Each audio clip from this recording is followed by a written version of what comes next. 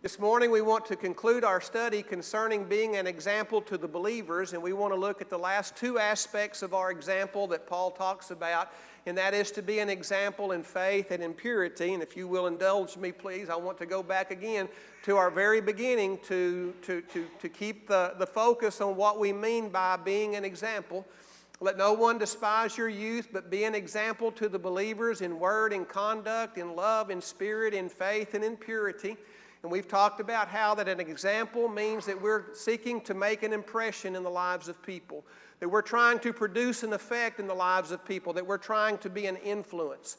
And that's something that we need to purposefully think about. That's something that we should plan. I know that when Jesus was on the earth and he taught in the Sermon on the Mount, he said, don't do your things, your prayers, your alms, your fasting to be seen of men.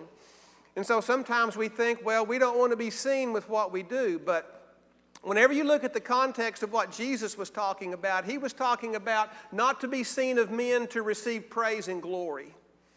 But we need to be seen in our service to the Lord. Not to receive praise and glory for ourselves, but we need to be seen in order to show an example, in order to manifest the light that comes from Jesus Christ shining through us. And so whenever we do live, I want to live so that I affect you in some way. I want to live in a way that I'm going to influence you, that I'm going to make an impression upon you, and purposefully do that. Live with the awareness and live with the understanding that people need examples, that people need to see good things in the lives of people. And I want to be that example to you, and you need to be that example to me, that example to each other. As we've talked about in our focus is that our example is to be to each other. You know, whenever we look for things that are right and for good and that are holy, we're not going to see them out in the world. The only place that we're going to see them is right here. And so we have to demonstrate that to each other through the power of our example in making an impression, producing an effect, and being an influence. So this morning we want to look at the last two aspects where Timothy is told by the Apostle Paul to be an example to the believers in faith. Now whenever we look at faith in the Bible, its meaning and our understanding of it and how we use the word is determined in a lot of instances by the context that we find it in. And in looking at this verse, I've kind of scratched my head. What is it about faith that Paul wants Timothy to demonstrate? What is the example that Paul wants Timothy to show to people? And again, whenever we look at Timothy's example, part of his example is to get credibility for himself so that they won't despise his youth, but that he will be somebody that people will take seriously so that whenever he teaches them and charges them and commands them, they're going to say, we need to listen to him, we need to take him seriously. Whenever we look at the definition of the word faith, it's defined as reliance upon Christ for salvation, assurance, belief, faith, fidelity. And whenever we look at the word fidelity in some instances, and as it's used in the Scriptures, means faithfulness to duty. Now, whenever I think of a faith of a person, I think of their faith in how that they're seeking God and they're seeking God's mercy out of an intense need and trust in God's power. But also in the Scriptures, we find the word faithfulness used of someone who is faithful to their duty. For instance, we're told over and over in the Scriptures, Paul says and reminds us often that God is faithful. What does that mean, that God is faithful? That means that God's going to do what He says He's going to do. That what God has said to you, what God has promised to you, you can trust God to do it and to fulfill it. And so I think whenever Paul is talking to Timothy about his example, when he mentions faith, he's talking about fidelity. He's talking about, Timothy, you be faithful to your duty. Be faithful to your duties to the Lord. Be faithful to your duties that are enjoined upon you by the Lord to those that are around you. That the people will see your faithful execution of your duties and be impressed by your example and understand that you're someone who is credible and someone that needs to be listened to. You know, whenever we go throughout the Scriptures, there's several individuals and there's several congregations that are noted for their faithfulness. We talked about Gaius the other day, where John says, "Beloved, you Gaius, do faithfully whatever you do for the brethren and for strangers who have borne witness of your love before the church." And so we talked about the other day about Gaius's love that was influential and impactful. Part of that love, and something that we mentioned, was the faithfulness of Gaius to do for the brethren. That Gaius was someone that they could count on, that if you were a brother or you were a stranger that was passing through, you knew that, hey, in this area, in this vicinity is a man by the name of Gaius. I can count on him. He's going to be faithful to his duties and his responsibilities that are given to him by the Lord in service to brethren and to strangers. And so Gaius was someone that people could count on. And because of his faithfulness, again, they bore witness of his love. That his faithfulness was a product of his love. Silvanus in 1 Peter chapter 5 and verse 12, "By Silvanus, our faithful brother, as I consider him, I have written to you briefly, exhorting and testifying that this is the true grace of God in which you stand." And so Silvanus is referred to as a faithful brother. Well, what does it mean to be faithful? You know, sometimes we think, well, if somebody's a faithful brother, they go to the right church and they believe the right doctrines and they practice the right worship. And that is an aspect of faithful. But whenever Peter and Paul mentions these men specifically and he speaks that they are faithful, I don't think that it just simply means that they believe the right doctrines and they practice the right forms of worship, which they did. But I think the meaning of faithfulness goes so much deeper than that, to say that these are men that you can count on. In other words, I'm sending them to you, and whenever they get there, you can have confidence in these men that are going to faithfully execute the duties that are enjoined on them by the Lord towards you. 1 Corinthians chapter 4, verse 17, even Timothy is referred to as being faithful. So evidently the Apostle Paul saw this example in Timothy.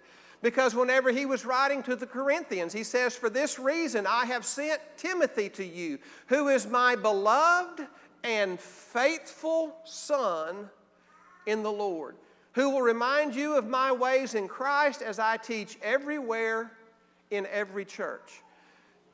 And so Timothy was setting that example, and Paul noted that example, that whenever Timothy comes among you, you need to understand that he is beloved and he is faithful. That he's going to be with you and he's going to carry out the responsibilities and the duties that he has faithfully. Ephesians chapter 6 and verse 21, Tychicus, "But that you also may know my affairs and how I am doing, Tychicus, a faithful brother and fruitful minister in the Lord, will make all things known to you."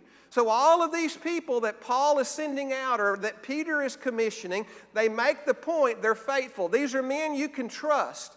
These are men that are going to be faithful to their duties.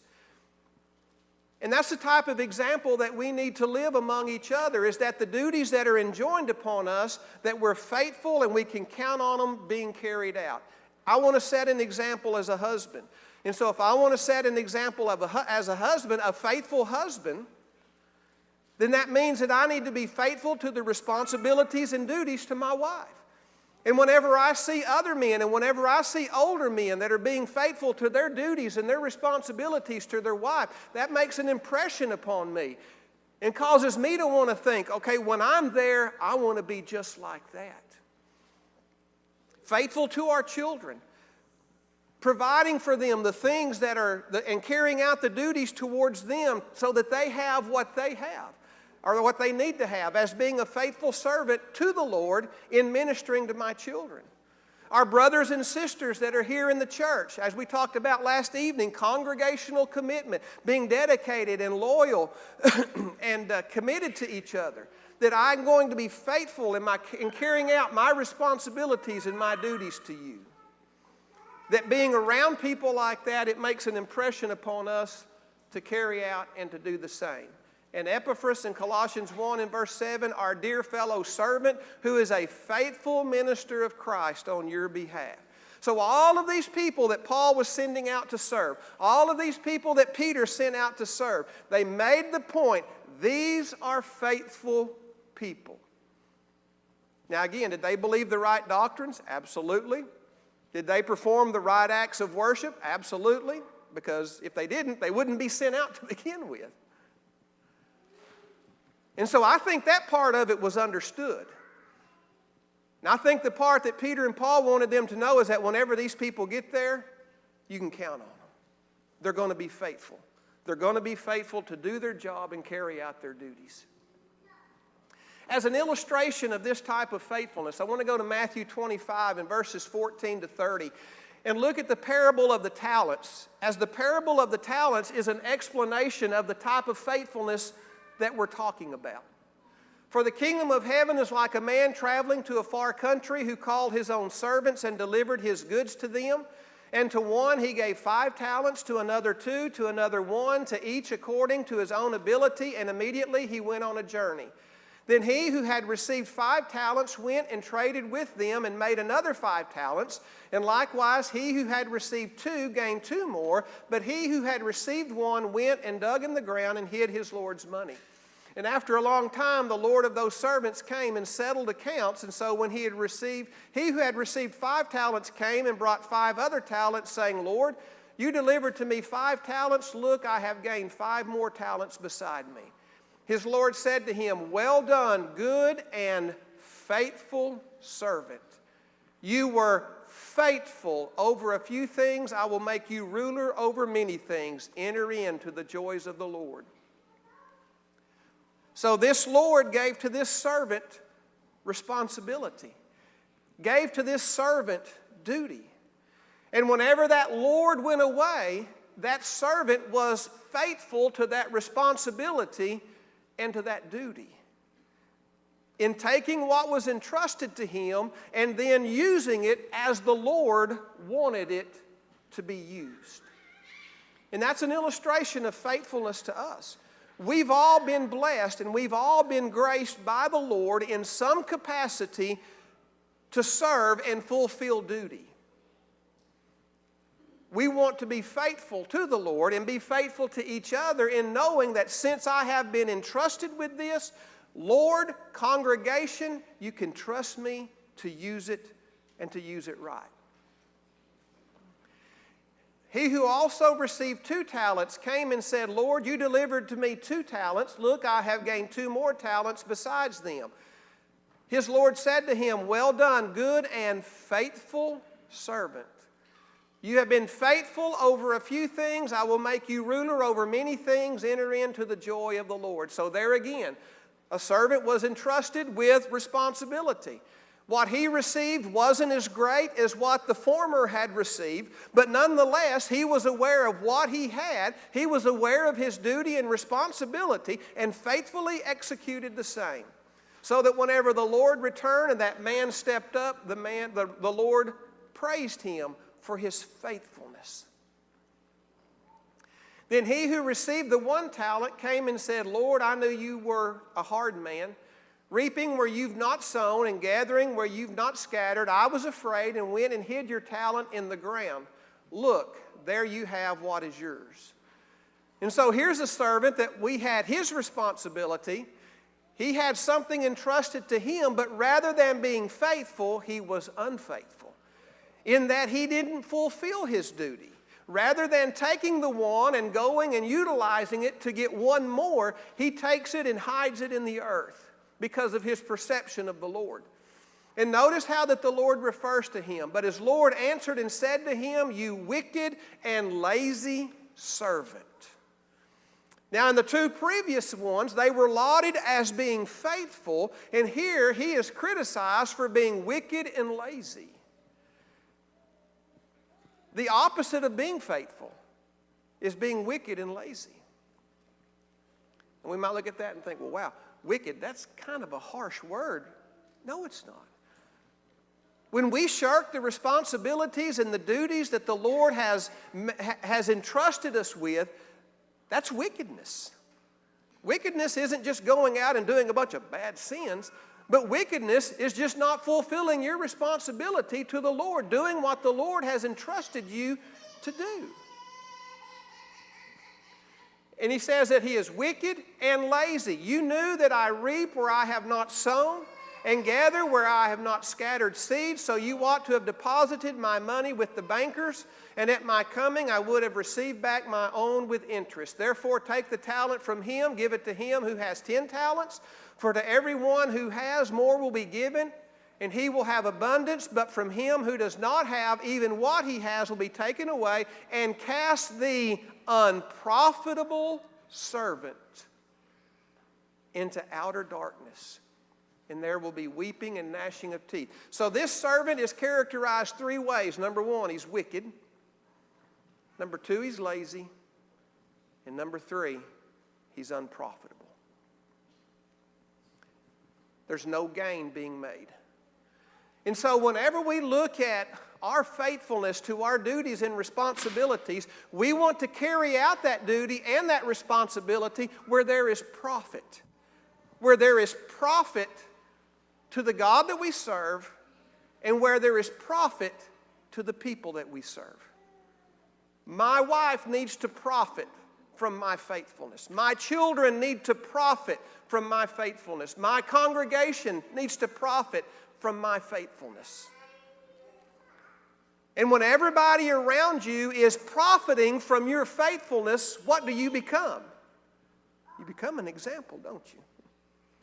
You become that person that people look to, whose faithfulness is exemplary, whose faithfulness makes an impression, whose faithfulness produces an effect and is influential. And so faithful as opposed to wicked, lazy, and unprofitable. So to be an example to the believers, we want to be that type of example that whenever people are around us, when they walk away, they say, I want to be faithful like that. You know people like that? I know people like that. Been around people like that this week. Seeing the faithfulness to the duties and responsibilities and just thinking, well, I can't wait to get back home now. You know, I'm ready to go do that now. It makes an impression. And then lastly, an example to the believers in purity. To be the type of person that impresses upon other people, that influences other people to be pure in living. The word purity comes from this word which literally means to be clean. Chastity or purity. And I think what Paul is talking about here is moral cleanliness. Moral cleanliness. Whenever you look at this Greek word, it's used a lot of times in reference to sexual purity, about young women being chaste. And Paul's telling Timothy, you need to live a morally clean life. And you need to live a morally clean life that's impressive and influential. In 1 Timothy 5, verses 1 to 2, and in verse 22, Paul tells Timothy, rebuke not an elder, but entreat him as a father, and the younger men as brethren, the elder women as mothers, and younger as sisters with all purity. So Timothy, you're a young man. And whenever you're interacting with these younger sisters, you need to do it with moral cleanness. That you behave yourself in a way that's right, you behave yourself in a way that is proper, and you demonstrate a conduct that is above reproach and a conduct that is unblameable. He goes on to say in verse number 22, do not lay hands on anyone hastily, nor share in other people's sins. Keep yourself pure. Timothy, don't be involved in other people's sins. But you need to keep yourself pure. You need to be morally clean so that no one can make a charge against you that you're acting in compromising ways towards the young sisters or acting in compromising ways by engaging yourself in the sins of other people. And more today, we need that example among us. Because as the world becomes morally bankrupt, as the world exercises greater license towards sin, we need to have a community of people that demonstrate to us what it looks like to be morally pure. Morally pure in every aspect of our life. In the things that we say, the things that we do, the places we go, the movies we watch, the things we read, the things that we look at on the internet, whatever it may, we want to be sure that we are morally above reproach. To set that example for one another. In 1 Peter chapter 3, verses 1 to 2, Paul talks about the chaste conduct of wives. He says, "Wives, likewise be submissive to your own husbands, that even if some do not obey the word, they without a word may be won by the conduct of their wives, when they observe your chaste conduct accompanied by fear." And so here again, it's talking about a wife making an impression, talking about a wife that is being influential by the husband seeing a certain moral standard exercised in her life. And Paul says here that they observe, or rather Peter says they observe your chaste conduct accompanied by fear. Moral cleanness represents and is a manifestation of a fear and reverence for God. That's why whenever we look at the world and our culture around us, the moral decay and the moral decline is just relative to the decline in spirituality and the removal of God from everything and the secularization of everything. That we can just do right and wrong because we're just innately good, but that doesn't happen that way. That unless man has moral accountability, then we're not going to be moral. You look in Romans chapter 1 and you look at the sins of the Gentiles, how that they did not like to retain God in their knowledge, and how that they didn't worship God as God, neither were thankful, but they became corrupt in their minds. And what was associated with that removal and that lack of retention of God and their knowledge? It was moral decay. All the way to the point that men and women were giving up the natural use of their bodies and doing that which was not right or not natural. And so as God is taken out, morality declines. But whenever morality is exalted, whenever morality is exercised, you're going to find it accompanied with a fear of God. So Timothy, you be morally clean.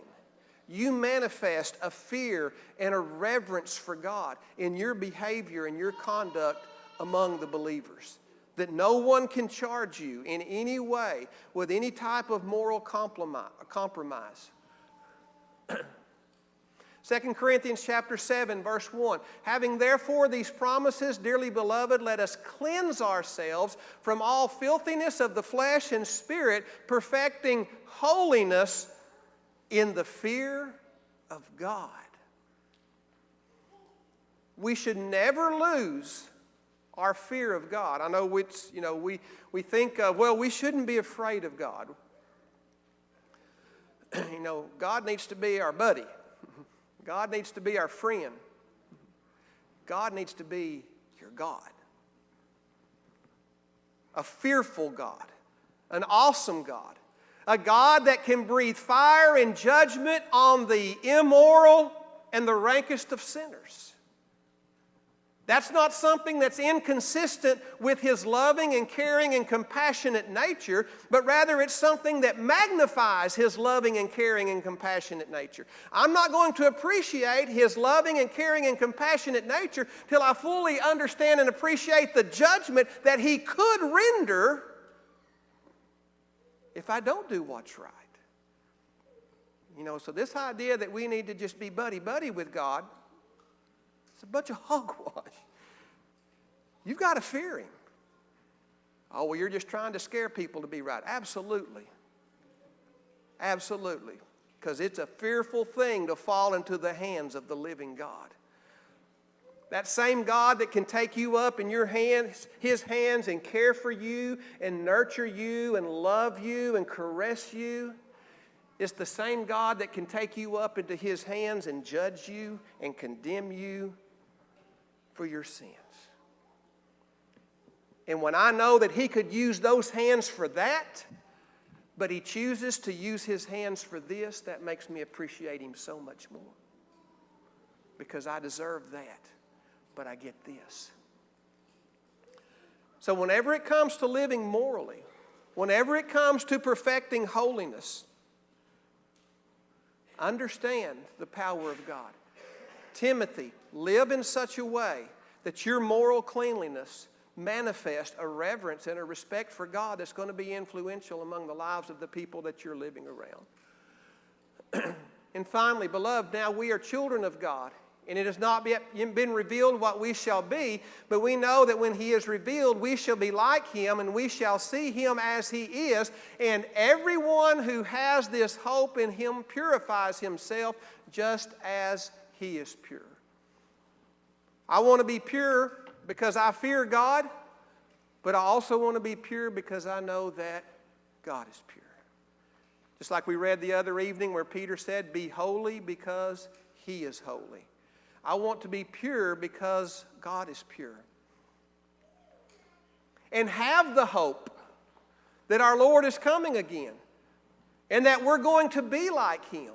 So all of these things in life, a lot of times in the immoral things that people do, they do it because, it's just, I want to have fun. I don't want to miss out on anything. And, I just want to do everything that life has to offer for me.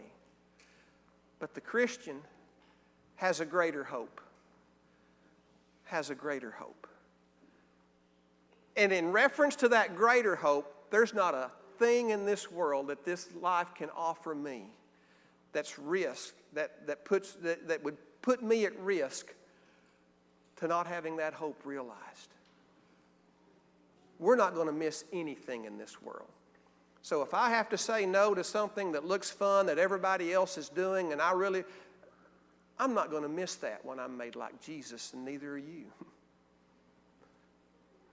As Peter said, abstain from fleshly lust. And that's what Paul is telling Timothy. Timothy, keep yourself pure. Live with a moral cleanness that's impressive and influential. And do that in the fear of the Lord. So Timothy, live in such a way that people say, I want to be pure like that. Do you have those examples in your life? Do you have those examples of moral purity? Do you have people in your life that you look at and say, I want to be like that? I have those. I've had those. And hopefully I can be one. And hopefully you can be one. And especially to these young kids. Because again, the darker that this world gets, the brighter our light has to shine before them. And if they see moral compromise within us, what hope do they have? What hope do they have? So as we conclude, Paul tells Timothy, don't let people despise you, but be an example to the believers. Make an impression. Be the type of person that whenever people walk away from you, they're going to say, I want to talk like him. Be the type of person people will say, I want to act like him. We're the type where the people will say, I want to love like her. Or I want to spirit like her. Or I want to be faithful like him. I want to be pure like her. Live intentionally and live purposefully that way so that we can influence one another and bring strength in our relationships with each other and strength in our relationships with the Lord. And be that light that's set on the hill. Again, the darker the times get, the brighter our light shines. It's just like in here. If I took out my cell phone and turned the light on, wouldn't make much difference in here, would it, with all the lights that are on? But if you were to turn out all of these lights and cover up all of those windows and get it in pitch dark and I turned my cell phone on, everybody would be attracted to that light. And that's the way it is in the world. The darker the world gets, the stronger our influence can be. Just don't forget to shine our light and be the example to each other and in turn be the light to the world.